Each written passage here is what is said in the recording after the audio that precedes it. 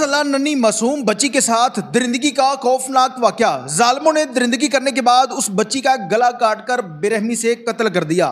कत्ल करने के बाद ये लोग फरार हो जाते हैं और उसके बाद जब घर वाले और पुलिस वाले उस बच्ची को ढूंढ रहे थे तो ये जालिम लोग भी उसी तरह से उनके दर्द में, उनकी परेशानी में शरीक होकर उनके साथ उनको उस बच्ची को ढूंढना शुरू कर देते हैं। घर वालों को दिलासा देते हैं कि बच्ची मिल जाएगी, लेकिन घर वालों को क्या पता था कि यही वो 4 जालिम लोग हैं जिन्होंने हमारी नन्ही मासूम कली को मसल दिया है, उसको मार दिया है। उसके बाद जब पुलिस ने तमाम तर मामले के ऊपर तफ्तीश की तो कौन से ऐसे 4 रिश्ते थे जो कि उस बच्ची के साथ दरिंदगी करने के बाद उसको कत्ल कर देते हैं।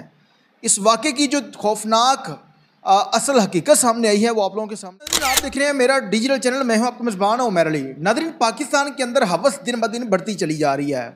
कत्ल व गारत के मामलात, हवस के मामलात और इस तरह की जो दरिंदगी हैं वो दिन ब दिन बढ़ती चली जा रही हैं।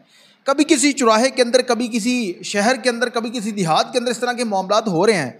अब उसी तरह से बहावलपुर के अंदर एक ऐसा दर्दनाक वाक़या रूनुमा हुआ है जिसे सुनकर यकीन करें तमाम तर रिश्तों से आप लोगों का यकीन उठ जाएगा।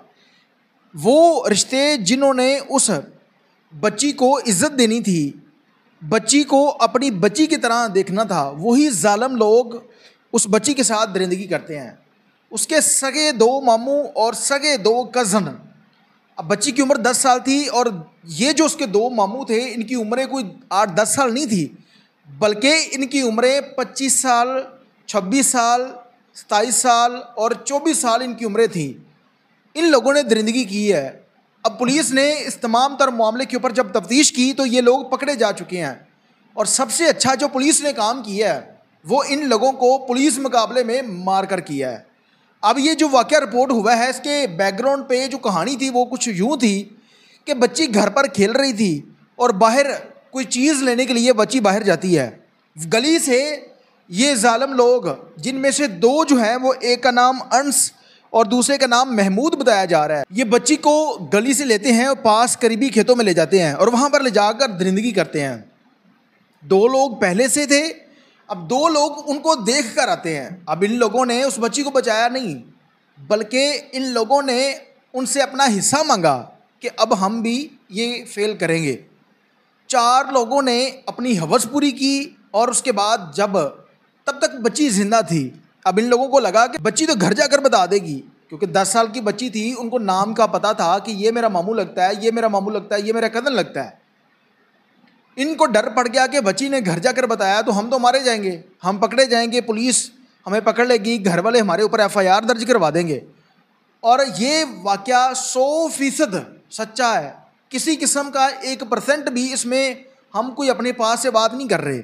आप चाहें तो बहावलपुर में अगर किसी का कोई जानने वाला है तो उसके बारे में आप पता कर सकते हैं कि सगे मामू थे, 10 साल बच्ची की उम्र थी, कोई किसी किस्म का फ्रॉड नहीं है, किसी किस्म की कोई मनगढ़ंत कहानी नहीं है। अब इन लोगों ने कहा कि ये तो बच्ची घर जाकर बताएगी तो हमारे लिए मुसीबत खड़ी हो जाएगी। अब इन लोगों ने एक शख्स को भेजा, वो घर से छुरी लेकर आता है, छुरी लाकर उस बच्ची का गला काटता है। अस्तगफिरुल्लाह, नाउज़ बिल्लाह। ये लोग दरिंदगी करते हैं, फिर उसके बाद उसका गला काट देते हैं। गला काटने के बाद एक बच्ची जिसको ज़िंदा उसका गला काटा जा रहा है, क्या हालत होगी उस बच्ची की, किस तरह वो चीखें मार रही होंगी, किस तरह से वो अपने घर वालों को पुकार रही होंगी। 2 दफ़ा माँ माँ कहने से मामू बनता है। और ये वो जालिम लोग हैं जिनके बारे में बात करते हुए शर्म आती है इंसान को। उन लोगों ने बेरहमी से ये सारा फेल किया। उसके बाद घर चले जाते हैं। घर गए तो घर वालों को पता चला कि हमारी 10 साल फ़ीसा नहीं मिल रही। ऐलानात करवाए, मस्जिदों के अंदर लोगों से पता किया, रिश्तेदारों से पता किया। उसके बाद जब बच्ची का कुछ अता पता नहीं लगा, फिर ये पुलिस की तरफ रुख करते हैं। और जहाँ पर पुलिस ईमानदारी से काम करती हो, इस महकमे के अंदर काली भेड़ें भी मौजूद है, लेकिन कुछ ईमानदार लोग भी इस महकमे के अंदर हैं जो कि ईमानदारी से काम करते हैं। अब इन लोगों ने जब FIR करवाई तो ढूंढना शुरू कर दिया। ये 4 लोग भी इसी ग्रुप के अंदर थे, उस बच्ची को ढूंढ रहे थे, लेकिन बच्ची का कोई सुराग नहीं मिल रहा था क्योंकि बच्ची को तो कत्ल हो चुकी थी। फिर उसके बाद अगले ही दिन बच्ची की डेड बॉडी मिल जाती है। घर वालों से पूछा गया, किसी के ऊपर कोई शक हो, किसी के साथ कोई नाराज़गी, लड़ाई झगड़ा, किसी के साथ कोई लेन देन, घर वाले कहते हैं किसी किस्म का कोई मामला है ही नहीं। उस बच्ची की डेड बॉडी को अस्पताल पहुंचाया जाता है पोस्टमार्टम के लिए, और जब उस बच्ची का पोस्टमार्टम होता है तो तमाम तर लोगों की रूह कांप जाती है कि एक 10 साल की बच्ची और बेदर्दी के साथ उसके साथ ये फेल हुआ है, और एक शख्स नहीं 4 लोगों ने ये फेल किया है। उसके बाद जब डीएनए की रिपोर्ट आ जाती है तो फिर 15 लोगों को नामजद किया जाता है। यानी कि जिस तरह कसूर के अंदर ये वाक़या रूनुमा हुआ था जैनब कत्ल केस का, उस इलाके के पूरे लोगों का डीएनए करवाया गया था। उसी तरह से 15 लोगों को नामजद किया गया, उनका डीएनए करवाया गया, और उनमें से 4 लोग थे जिनका डीएनए मैच कर जाता है। उसके बाद पुलिस ने जब उनको गिरफ़्तार किया, गिरफ़्तारी के बाद शामिल तफ्तीश किया, तो फिर वो लोग मान जाते हैं कि हमने ये फेल किया है। डीएनए की रिपोर्ट भी आ चुकी थी, तमाम तर चीज़ें साबित हो चुकी थी। अब पुलिस ने एक बहुत अच्छा काम किया है, सल्यूट करना चाहिए पंजाब पुलिस को। इन लोगों ने 4 के 4 लोगों को पुलिस मुकाबले में मार दिया है। अब इन लोगों को मारने के बाद जिस तरह गुजरावाला के अंदर एक शख्स को इसी मामले में कत्ल किया, पुलिस मुकाबले में मारा गया, उसके बाद उसको उसी के कब्रिस्तान में जगह नहीं दी गई, एक रूढ़ी की जगह पर क्रेन के साथ उसकी कब्र बनाई गई। अब इन लोगों को पुलिस मुकाबले में मार दिया गया है। उस तमाम तर इलाके के अंदर खौफ और राज फैल गया होगा कि अब इस तरह का काम नहीं करना, वरना अदालत में केस नहीं जाएगा, हम बच के वापस नहीं आएंगे, हमें जान से फिलफौर मार दिया जाएगा। इसी तरह से अब पाकिस्तान के अंदर जो वाक़यात हो रहे हैं मुख्तलिफ़ शहरों के अंदर, मुख्तलिफ़ देहातों के अंदर, बच्चों के साथ उनके साथ भी यही सलूक करना चाहिए, क्योंकि अदालत के अंदर केस जाता है और उसके बाद 10-10 साल केस चलता है, तमाम तर चीज़ें उस शख्स के ख़िलाफ़ होती हैं। जज साहब जो है वो फिर भी उसको सज़ा नहीं देते, फिर वो छूट कर आ जाते हैं, और इस तरह के पाकिस्तान के अंदर जो इस तरह के मामलात हैं वो बढ़ना शुरू हो गए हैं।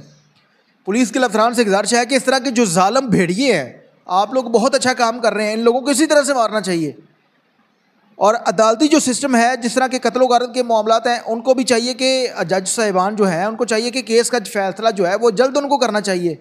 अगर तमाम तर चीज़ें इस शख्स के ख़िलाफ़ हैं, उसको मार देना चाहिए, उसको फांसी पर लटकाना चाहिए, ताकि पाकिस्तान के अंदर जो हालात दिन ब दिन ख़राब होते जा रहे हैं उसकी रोकथाम को यकीनी बनाया जा सके। और इंटरनेशनल रिपोर्ट के मुताबिक पाकिस्तान जो है वो सबसे ज़्यादा पोर्न वीडियो देखने वाला मुल्क है।